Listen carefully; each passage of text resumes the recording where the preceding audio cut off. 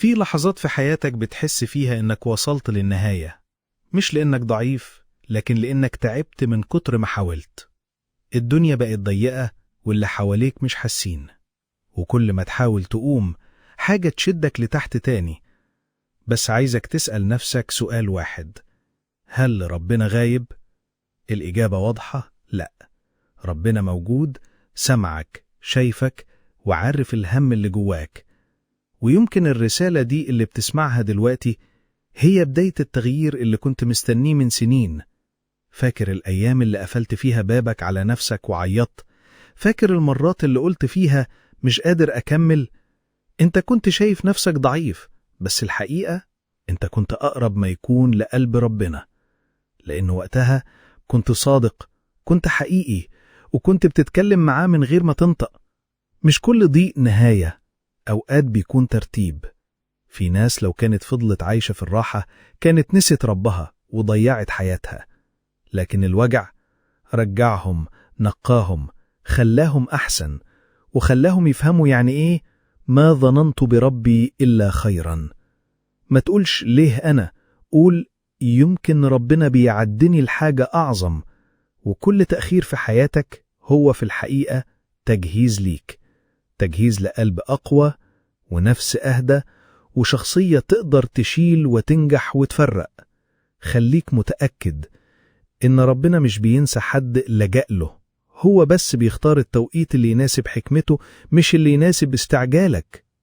وافتكر دايما، مفيش أبواب بتتقفل قدامك إلا والسما بتكون مفتوحة فوقك.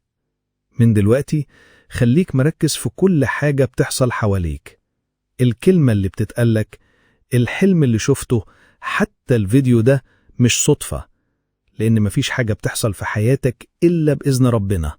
حتى الألم هو رسالة، والانتظار هو امتحان، واللي انت شايفه تأخير ممكن يكون حماية. عارف امتى بيجي الفرج؟ لما بتكون خلصت حيلك تماما، وساعتها بس بتسيب كل حاجة في ايده وتقول بصدق: يا رب ماليش غيرك.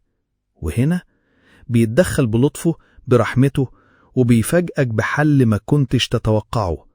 من أجمل لحظات حياتك اللحظة اللي بتحس فيها إنك مش لوحدك، رغم إنك فعليا لوحدك، بس قلبك بيكون مطمن، مش لأن الدنيا اتحلت، لا، لأنك حسيت بربنا جنبك.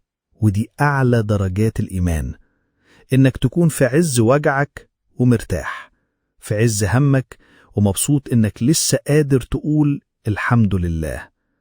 ما تخليش صوت الشيطان يقنعك إنك وحش أو إنك بعيد أو إنك ما تستاهلش الدعاء ولا القرب من ربنا. ده هو اللي بيقفل عليك ويخليك تحس إنك تايه، لكن الحقيقة باب ربنا مفتوح ليك 24 ساعة، من غير ميعاد، من غير وسيط، ومن غير ما تحتاج تبقى مثالي.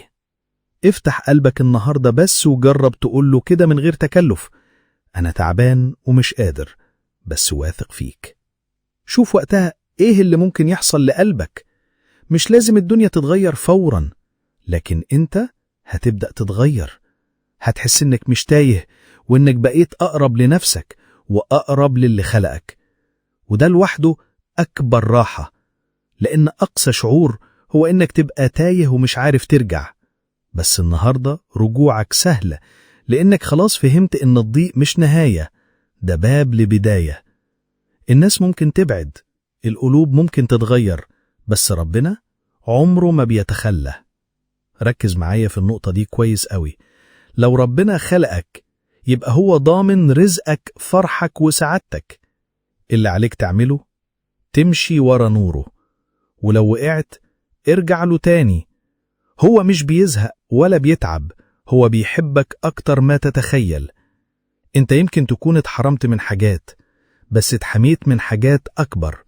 وأوقات الخير مش بيبان غير لما تعدي الأزمة، وساعتها تقول: سبحانك يا رب، لو كنت حققت طلبي كنت ضيعتني. عشان كده خليك مطمن إنك في أمان، حتى لو مش شايف ده بعينك دلوقتي، لأن اللي ماسك زمام حياتك هو أرحم واحد بيك.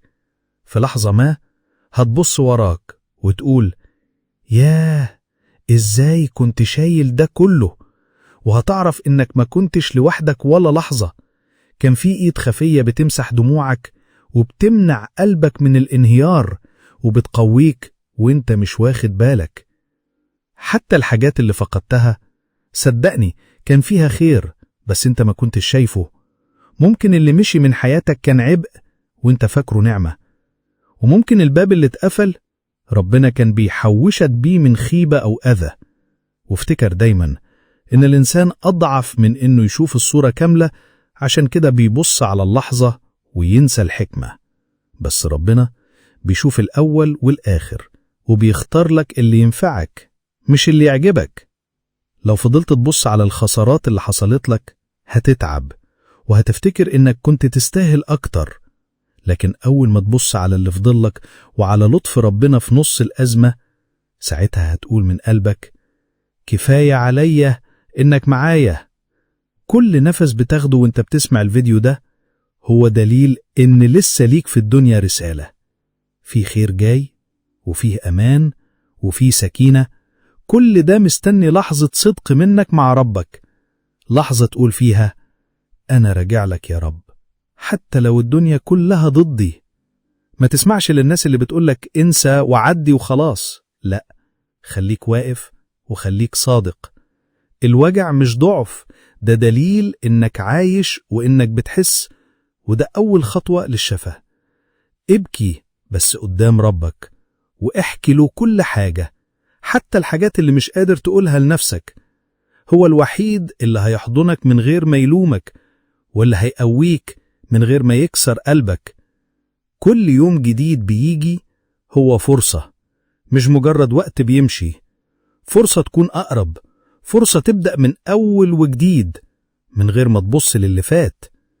لو وصلت لآخر الفيديو فده مش صدفة، يمكن ربنا بيبعت لك رسالة واضحة: أنا شايفك ومش ناسيك. فاستبشر، لأن بعد الليل بيجي الفجر، وبعد كل دمعة بيجي فرحة، وبعد كل دعاء بيجي رزق حتى لو بعد حين.